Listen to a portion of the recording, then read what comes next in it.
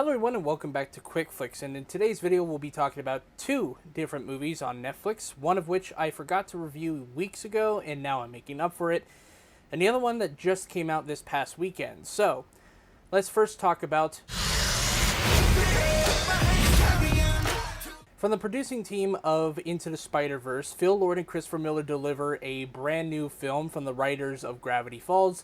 It follows Katie Mitchell, who is a aspiring filmmaker who's about to go off to college, and knowing that their time together is going short, the dad tries to elongate the time that they have left by canceling the flight of Katie Mitchell to go to college and basically take him on a road trip down to California. And at the same time as all this is happening, a robot uprising causes an entire planet full of people to be kidnapped by these robots, to be jettisoned into space, to be forever in the black void of distant space. And so it's up to the unlikely dysfunctional family of the Mitchells to save the world from a robot overlord. This movie is without a doubt one of the better films of 2021, if not one of the best animated films of the year, period.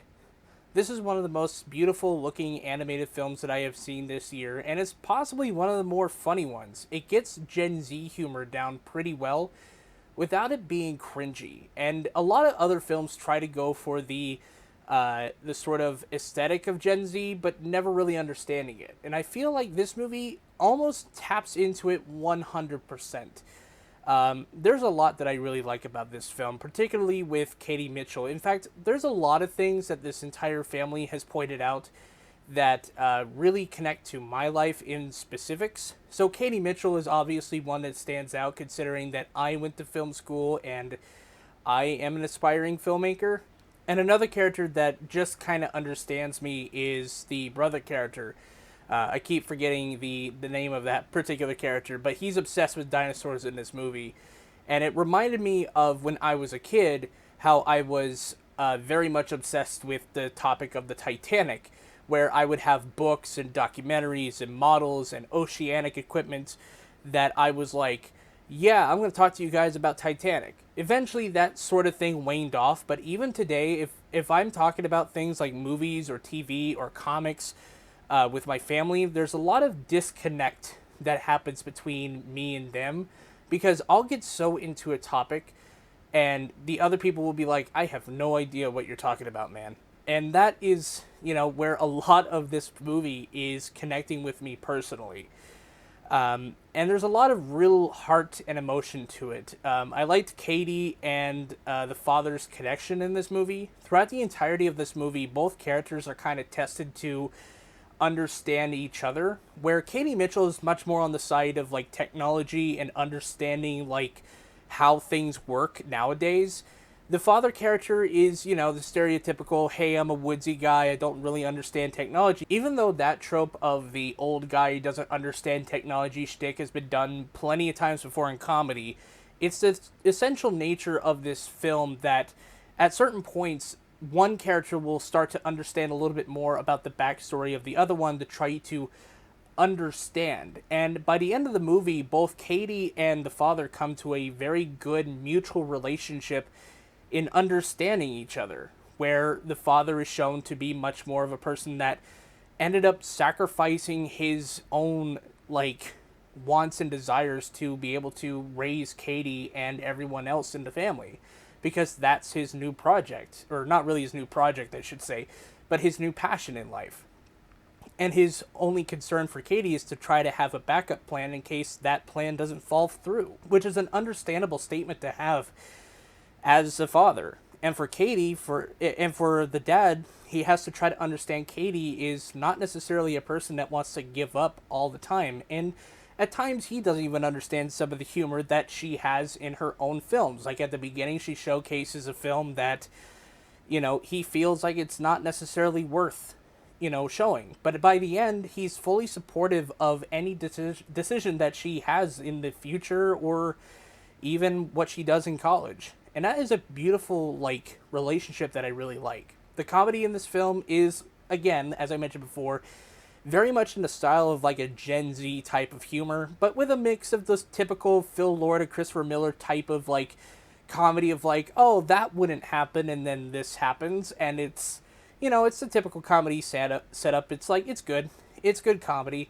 There's some pretty funny reveals with a giant Furby that I was like, that was really funny.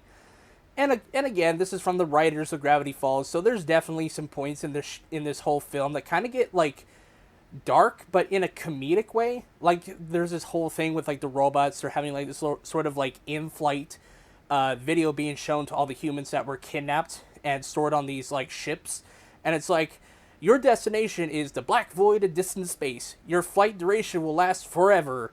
I know I didn't say it in like the correct order, but like, you get what I mean. There are times when like the humor is just kind of like, that sort of dark humor, but it's also like, it's just funny to me, at least.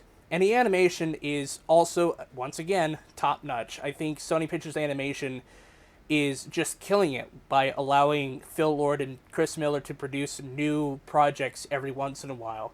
They did Cloudy with a Chance of Meatballs, which had a lot of energetic movement. You have Into the Spider-Verse, which has a lot of like comic book-esque visual like styles mixed with stop motion animation. And it's just, I really liked this movie. Not only does it have like really interesting character designs, but like the action sequences are really fun. They're bright, they're energetic. Especially the final scene, the final climactic scene with all the robots. It's just really amazing. I couldn't have been much more entertained than I've already been with this movie. And for that, I'm going to give The Mitchells vs. the Machines an A-.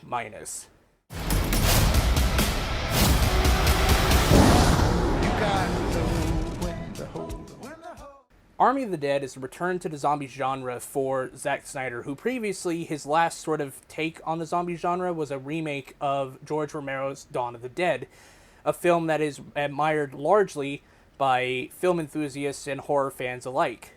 Both Dawn of the Dead films, to me, are classics.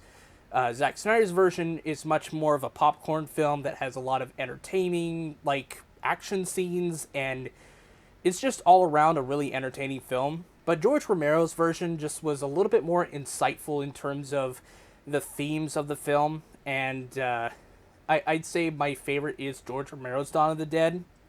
But what I'm setting up here is that Zack Snyder's films tend to be kind of quasi-intellectual, but without necessarily doing the legwork to be intellectual. And that's kind of what I get from Army of the Dead. Army of the Dead is not necessarily a great film to me, but I also think it's just entertaining. Because from my own understanding of Zack Snyder's filmography, what I expected going in is a dumb popcorn flick that's full of action and violence and sometimes over-the-top action scenes and gratuitous stuff in it. And you get that sort of thing in this movie. There's a lot of really great action scenes with the characters having to navigate through this desolate Las Vegas landscape, having to avoid not only the typical Romero style of zombies, but also the World War Z zombies, and also a new variation of zombies called Alpha Zombies, which is kind of terrifying. These are hulking like people that can protect themselves. They can put body armor on. They can they're just flat out terrifying at times. But unfortunately for me, a lot of the film just kind of felt like another sort of generic zombie film. If it wasn't for its main concept, it probably would have been a little bit more forgetful. So the basic premise of this movie is that you have Dave Bautista, who gets approached by this billionaire mogul guy. He has $200 million stored in a vault underneath a particular hotel in Las Vegas, which at this point is surrounded by shipping containers blocking in a bunch of zombies, and he wants him to form a team to go inside of the place to try to take back the money and to give it to him, while also avoiding all the zombies and whatnot. If things weren't so bad enough, not only do they have to navigate an entire area full of zombies, including a zombie tiger, but they also have to do it in an amount of time that allows them to escape before a nuclear bomb drops. That is the most over-the-top thing I've ever seen, but it's also an entertaining concept, because I've never really seen anything before like this movie, Like, I've never seen a heist film with zombies in it. Like, it's just entertaining. And for a large portion of this movie, I was definitely entertained. And it also helps that this film is just pure Zack Snyder. Like, everything is over the top, and it just helps me enjoy the film and just not take it as seriously as it wants me to. There's definitely some things that don't necessarily hold up with the film, unfortunately, but let's get into that. I do feel that its 2 hour and 30-minute runtime is a little too long, considering the fact that there's sometimes like repetition that we see a lot in the film. And I just think it could have been shortened down to 2 hours instead of a 2 hour and 30-minute movie, and it probably could have been paced a little bit better on that end. There's also sometimes there was like this one time there was like a character that the movie just kind of forgets, and then conveniently at a particular point this character comes back up, and I'm like, okay then, there's that character, I guess. For the most part, I just kind of felt like the main team was also kind of forgettable. Like, this team is also, like, the team is cool and enjoyable, but just weirdly enough, like, at some points, it's like, oh, well, your usefulness is served, and then they just get unceremoniously killed off. It's just, why? Why bother setting up some of these characters if you're just going to unceremoniously kill them off with no effect whatsoever? Like, it just makes no sense. But there's definitely some interesting stuff that this film does that's kind of interesting that might play into a possible sequel, which I'm all for, by the way. I'm all for a sequel. So there's two things that actually kind of were brought to mind. So one thing is that they kind of set up this idea that maybe aliens were the cause of the zombie outbreak, and there's a particular shot where you see like two lights in the distance like zoom off towards the beginning of the movie, setting up the idea that maybe aliens caused it. But then this other thing happens during like one of the fight scenes in a casino, where one of the zombies gets shot, and you find out that underneath the skin is a skeleton, like a metal skeleton, which could possibly set up an idea that maybe the government was like surveilling the entire environment with like a robot cyborg character, which would have been interesting. But there's not enough time to like, like this whole thing could have been like its own subplot. Like, it could have been, like, an interesting thing, like, oh, well, what could this mean? Like, does the government fear this new zombie being, like, a new evolution of humanity, and they were just surveilling it? Not enough time is really given to understand these things, and that's kind of the issue I had with the Zack Snyder version of Dawn of the Dead, because there's not a lot of time given to trying to understand what's going on and try to make commentary about it. But maybe in the sequel, if Zack Snyder's up to it, if the fans are up to it, maybe they'll explore it even more. But as it stands now for me, I think Army of the Dead is just an enjoyable, fun film that's full of excess, that fits the mold perfectly. It's also shot really well, and it's done by Zack Snyder. Like, not only did he direct and partially write, but he also shot the thing. And there's a lot of really good uses of shallow depth of field that I just really enjoy. It looks aesthetically pleasing, like, a lot of it. And it's really good. So I'm going to give Zack Snyder's Army of the Dead a B. Thank you guys so much for watching my reviews of The Mitchells vs. Machines and Army of the Dead.